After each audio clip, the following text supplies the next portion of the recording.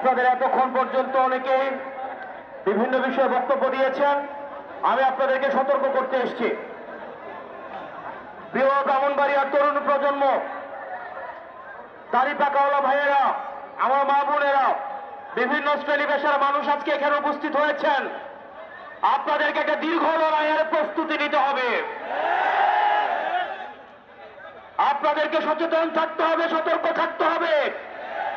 আপনারা দেখেছেন মাইলস্টোনে যখন অনাকাঙ্ক্ষিত ঘটনাটি ঘটেছে, আমরা ভেবেছিলাম ফেসিবাদের পতন হয়েছে, কিন্তু আমরা দেখতে পেলাম মাইলস্টোনের ঘটনাকে পুঁজি করে আবার আওয়ামী লীগ পুনর্গঠিত হচ্ছে। প্রিয় ব্রাহ্মণবাড়িয়াবাসী,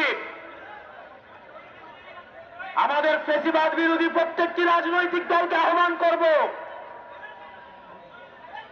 বাংলাদেশের স্বার্থে, আপনার রাজনীতির স্বার্থে, বৃহৎ বাংলাদেশের স্বার্থে ফেসিবাদী বিরোধী প্রত্যেকটি রাজনৈতিক দলকে ঐক্যবদ্ধভাবে আওয়ামী লীগকে মোকাবেলা করতে হবে।